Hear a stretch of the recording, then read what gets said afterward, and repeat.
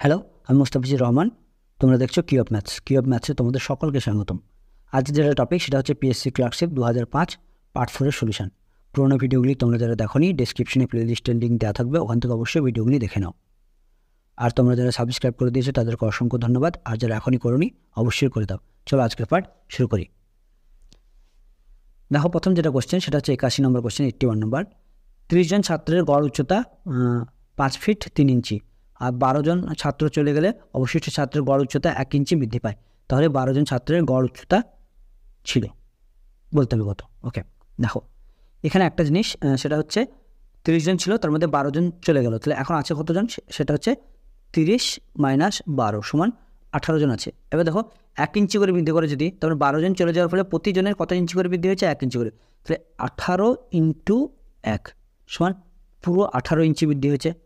ওকে, এটা বৃদ্ধিটা কেন হয়েছে সেটা আগে বুঝতে হবে, ঠিক আছে? বৃদ্ধি তখনই হয় যখন 12 জন ছিল, তারা যারা চলে গেছে তারা এই হাইটের থেকে কম ছিল, অর্থাৎ তারা হাইটের শর্ট ছিল 5 ফুট 3 ইঞ্চি থেকে, তবেই তো তারা চলে গেলে পরে কী হবে? এই যে অবশিষ্ট যারা পড়ে থাকবে তাদের হাইট বৃদ্ধি হবে। আর এরা যদি বড় হতো এই হাইটের থেকে, তাহলে তারা যদি চলে যেত তাহলে গড়টা আরও কমে যেত। ওকে, তাহলে এইটাই প্রথমে বুঝতে হবে। যেহেতু 12 জনের চলে গেছে, তাহলে 12 জনের চলে যাওয়ার ফলে কত ইঞ্চি বৃদ্ধি হয়েছে? 18 ইঞ্চি বৃদ্ধি হয়েছে। অর্থাৎ এই 12 জনের জন্যই 18 ইঞ্চি বৃদ্ধি হয়েছে। ওকে, অর্থাৎ 18/12, অর্থাৎ এক একজনের জন্য কত ইঞ্চি করে বৃদ্ধি হয়েছে? সেটা হচ্ছে 3×6 আর 6×12, মানে হচ্ছে 3/2, মানে হচ্ছে 1/1/2, মানে কী বলবো, এটা 1.5 ইঞ্চি বৃদ্ধি হয়েছে। ওকে, তাহলে এই 5 ফুট কত আছে এখানে? 3.5 ইঞ্চি যেটা আছে, ঠিক আছে? তাহলে এইটার থেকে এদের যে 12 জন চলে গেছে তাদের এই 1/1/2 ইঞ্চি কীভাবে হাইট কম হবে? অর্থাৎ 5 ফুট 3 ইঞ্চি যেখানে ছিল, এই 3 ইঞ্চি থেকে আমাদেরকে 1/1/2 ইঞ্চি অর্থাৎ 1.5 ইঞ্চি বাদ দিতে হবে। তাহলে 3 ইঞ্চি থেকে 1.5 ইঞ্চি বাদ দিয়ে দিই, অর্থাৎ 1.5 যদি বাদ দিয়ে দিই তাহলে আর 1.5 ইঞ্চি থাকবে, অর্থাৎ 5 ফুট 1/1/2 ইঞ্চি থাকবে, অর্থাৎ 5 ফুট 1.5 ইঞ্চি থাকবে। অর্থাৎ অপশন কোথায় আছে দেখো? অপশন ডি, এটা হচ্ছে কোয়েশ্চেনের অ্যান্সার। এরপরে দেখো 82 নম্বর কোয়েশ্চেন কী বলছে? একটি কল 40 মিনিটে একটি চৌবাচ্চা ভর্তি করতে পারে, আর একটি কল 30 মিনিটে পূর্ণ চৌবাচ্চা খালি করতে পারে। যদি চৌবাচ্চাটি অর্ধেক ভর্তি থাকে, তখন যদি দুটি কল একসাথে খুলে দেওয়া হয় তবে চৌবাচ্চাটি খালি হবে কখন জিজ্ঞাসা করছে। দেখো এখানে কী বলেছে? 40 মিনিটে একটি চৌবাচ্চা ভর্তি হয়, আর আরেকটি 30 মিনিটে পূর্ণ চৌবাচ্চাটা খালি করে। তাহলে একটা হচ্ছে 40 মিনিটে ভর্তি করে আর 30 মিনিটে খালি করে। তাহলে টাঙ্কির যে জল ধরার ক্ষমতা সেটা হচ্ছে এদের লসাগু। এদের লসাগু কত? 40 আর 30 লসাগু 120। তার মানে কি ওই চৌবাচ্চাটা 120 লিটার জল ধরে, এটা আমি মনে মনে করে নিলাম। দেখো 3 4 12, তাহলে কত আসছে এখানে? 3, অর্থাৎ প্রথম নলের এফিসিয়েন্সি হচ্ছে 3, আর দ্বিতীয় নলের এফিসিয়েন্সি কত? 30কে 120 দিয়ে ভাগ করে আসছে 4। ওকে, অর্থাৎ আমরা বলতে পারি যে প্রতি মিনিটে, আর কি এখানে মিনিটে না ঘন্টা যাচ্ছে, দেখো মিনিটে যাচ্ছে, প্রতি মিনিটে কী হয়? 4 ইউনিট বের হয়ে যায় আর 3 ইউনিট প্রবেশ করে। তার মানে প্রতি মিনিটে 1 ইউনিট করে খালি হয়। ওকে, 4 - 3, আমরা দেখো 120 লিটার খালি করার কথা বলেনি, অর্থাৎ হাফ খালি করতে হবে বলেছে। তাহলে এর হাফ কত হয়? এর হাফ হচ্ছে 60 লিটার। ওকে, আর আমাদের এফিসিয়েন্সি কত আসবে? 4 - 3, তাহলে কত হবে? 1। তাহলে এই 60কে 1 দিয়ে ভাগ করলে কত আসবে? 60ই আসবে। ওকে, অর্থাৎ অপশন ডি, অর্থাৎ পুরো 60 মিনিট সময় লাগবে। এরপর দেখো 83 নম্বর কোয়েশ্চেন কী বলছে? একটি সংখ্যাকে 17 দিয়ে গুণ করলে সংখ্যাটির বর্গের সমান বৃদ্ধি পেল, সংখ্যাটি হলো কত জিজ্ঞাসা করেছে। দেখো এখানে অঙ্কটা করার জন্য যেটা করবে, আমি মনে করছি সংখ্যাটা এক্স, তাহলে 17 ইন্টু এক্স, এটার ফলে কী হচ্ছে? বর্গের সমান বৃদ্ধি পায়, মানে কি? তাহলে সংখ্যাটা যদি এক্স হতো তাহলে তার বর্গ হতো এক্স স্কোয়ার, আর বৃদ্ধি পায় মানে কি? যোগ হয়ে যাবে সংখ্যাটার সাথে, এক্সের সঙ্গে যোগ হয়ে গেল। ওকে, এখন দেখো এই 17, এখানে 17টা এক্স আছে আর এদিকে একটা এক্স আছে, এদিকে যেতে আসে 17টা এক্স প্লাস আছে, এদিকে আসলে মাইনাস হয়ে যাবে, তখন হয়ে যাবে কত? 16টা এক্স। তাহলে 16টা এক্স ইকুয়াল টু কত হবে? X square. এখন দুই দিক থেকে যদি এক্স ক্যান্সেল করো, যেহেতু এখানে কী বলবো, মানে এখানে আমরা কী বলছি, এখানে সংখ্যাটা 0 হবে না, 0 বাদে যে কোনো সংখ্যা হবে, ঠিক আছে? সুতরাং যেহেতু অপশনেও 0 নেই, তাহলে আমরা এই এক্স দুই দিক থেকে কাটিয়ে দিচ্ছি। তাহলে দুই দিক থেকে এক্স কাটিয়ে দিই, তাহলে এখানে থাকছে 16 আর এদিকে থাকছে কত? এক্স। তাহলে সংখ্যাটা কী হবে? সংখ্যাটা হবে 16, অপশন বি, এটা হচ্ছে কোয়েশ্চেনের অ্যান্সার। এরপরে দেখো 84 নম্বর কোয়েশ্চেন কী বলছে? 84 নম্বর কোয়েশ্চেন বলছে সুদে আসলে কিছু টাকা 20 বছরে 3 গুণ হয়, তাহলে সরল সুদের হার হবে। 20 বছরে দেখো 3 গুণ হয়েছে। 3 গুণ মানে কি বলো তো? 1 টাকা ছিল তোমার কাছে, হয়ে গেছে ক টাকা? 3 টাকা। এই ইন্টারভালে তোমার ক টাকা বেড়েছে, তাহলে 2 টাকা বেড়েছে। ক টাকাতে বেড়েছে সেটা 1 টাকাতে, অর্থাৎ 2 টাকা বেড়েছে ক টাকাতে 1 টাকাতে। আর এটা কত বছরে বেড়েছে? 20 বছরে। কিন্তু সুদের হার তো সবসময় 1 বছরে হয়, সেজন্য 20 দিয়ে আমরা ভাগ করে দিলাম, হলো ইন্টু শতকরার জন্য 100 দিয়ে গুণ।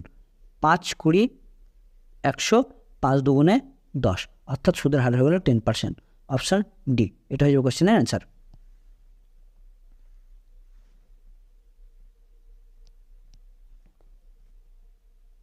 এরপরে দেখো 85 নম্বর কোশ্চেন, কত এখানে আছে দেখো, 5টা 9 থেকে লঘিষ্ঠতম কোন পূর্ণ সংখ্যা বিয়োগ করলে বিয়োগফল একটি পূর্ণবর্গ সংখ্যা হবে। অর্থাৎ এই সংখ্যাটাকে একটা পূর্ণ সংখ্যা, একটা যে কোনো একটা সংখ্যা বিয়োগ করতে হবে, বিয়োগ করার ফলে সেই সংখ্যাটা একটা পূর্ণবর্গ সংখ্যা হবে, সেটা জিজ্ঞাসা করেছে। তাহলে আমরা এটাকে বর্গমূল করে দিই। এখানে কটা 9 আছে দেখো, 5টা 9 আছে, 1 2 3 4 5। ওকে, বর্গমূল করার জন্য কী করতে হয়? জোড় দিতে হয়। জোড় দিলাম দুটো দুটো করে। দেখো প্রথমে এখানে 9 আছে, তাহলে 2 দুগুণে 4, 3 3 9। ওকে, তাহলে 3 ডবল কত? 3 ডবল হচ্ছে 6। ওকে, এখানে দেখো দুটো 9 নেমে গেল। কয় দিয়ে যাবে দেখো? কেবলমাত্র 1 দিয়ে যাবে, তাহলে 1 দিয়ে দিলাম এখানে।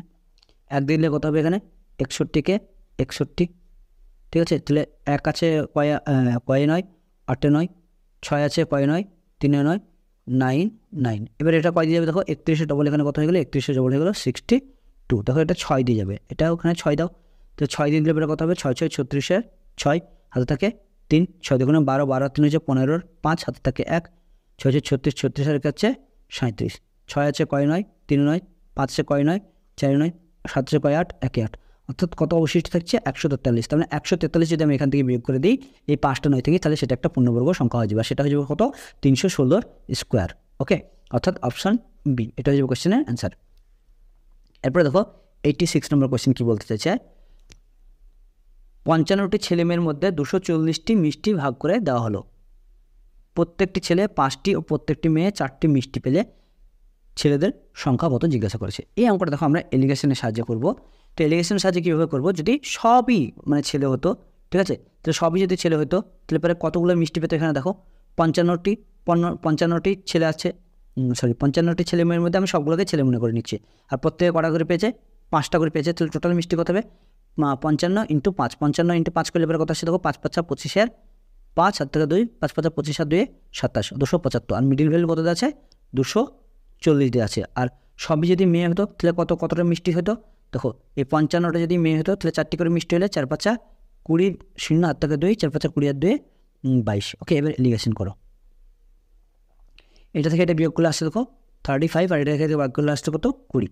তাহলে এইটা হচ্ছে ছেলেদের সংখ্যা বয়, আর এটা হচ্ছে গার্লদের সংখ্যা। এখন দুজনের সংখ্যা কত বলেছিল? 55। এটা যোগ করে দেখে দাও, 55 হচ্ছে, কিন্তু 20 আর 35 যোগ করলে 55 হয়। তার মানে বয়দের সংখ্যা হচ্ছে 20 আর মেয়েদের সংখ্যা হচ্ছে 35। তাহলে এখানে তোমাদের কোশ্চেনে কী চেয়েছে? ছেলের সংখ্যা চেয়েছে। অপশান এ, এটা হয়ে যাবে কোশ্চেনের অ্যান্সার। এরপরে দেখো 87 নম্বর কোশ্চেন কী বলছে, 2 অঙ্ক বিশিষ্ট কয়টি সংখ্যা আছে যাদের শুরু অথবা শেষ 3 আছে? ওকে, তার মানে কি? তারপরে বলতে চাইছে যে প্রথমে স্টার্টিংয়ে 3 আছে, তাহলে স্টার্টিংয়ে যদি 3 থাকে তাহলে 3 0 এরকম একটা সংখ্যা হতে পারে। তারপরে 3 1, 3 2, 3 3, 3 4, 3 5, তারপরে এরকমভাবে 3 6, 3 7, 3 8, 3 9, এটা একটা হতে পারে স্টার্টিংয়ে। আর শেষে হতে পারে এরকম কি সংখ্যা হতে পারে? 0 3 হতে পারে, তারপরে 1 3 হতে পারে, 2 3 হতে পারে, 3 3 হতে পারে, তারপরে 1 2 3 4 3 হতে পারে, 5 3 হতে পারে, 6 3 হতে পারে, 7 3 হতে পারে, 8 3 হতে পারে, 9 3 হতে পারে। এখন দেখো একটা জিনিস লক্ষ্য করো, দেখো এটাতেও দেখো 3 3 চলে এসেছে এই জায়গাটাতে, আর এটাতেও দেখো 3 3 চলে এসেছে। তাহলে আমি একটা 3 3 কাটিয়ে দিলাম, আর 0 3 দেখো 2 অঙ্ক হতে পারে না, তাহলে এটাও বাদ চলে গেলো, অর্থাৎ এইটা আর এটা বাদ দাও, ঠিক আছে। তাহলে এটা যদি বাদ দিই তাহলে এবার দেখো এখানে 1 2 3 4 5 6 7 8 9 আছে, এখানে দেখো 1 2 3 4 5 6 7 8 9 আছে, অর্থাৎ 9 + 9 = কত হবে? 18টা সংখ্যা হচ্ছে, অর্থাৎ অপশান সি, এটা হচ্ছে কোশ্চেনের অ্যান্সার। এরপরে দেখো 88 নম্বর কোশ্চেন কী বলেছে, এদের লসাগু হলো। দেখো এদের লসাগু করার নিয়ম হচ্ছে লব, অর্থাৎ উপরে যেগুলো থাকবে সেগুলো লসাগু, আর নিচে যেগুলো থাকবে হরের সেগুলো কী করতে হয়? গসাগু করতে হয়। দেখো 0.9 মানে কি? 0.9 মানে হচ্ছে 9/10, আর 0.09 মানে কত হচ্ছে? 9/100। ওকে, আর এখানে 3টি দশমিক আছে, সুতরাং 9 বাই কত হলো? 1000। এখন এদেরকে লসাগু মানে হচ্ছে উপরেরগুলো লসাগু আর নিচেরগুলোর কি গসাগু। তাহলে উপরের লসাগু বা নিচের কি গসাগু। তাহলে দেখো সব জায়গাতে যেহেতু 3 জায়গাতেই 9 আছে, তাহলে 3টে 9 লসাগু কী হবে 9ই হবে।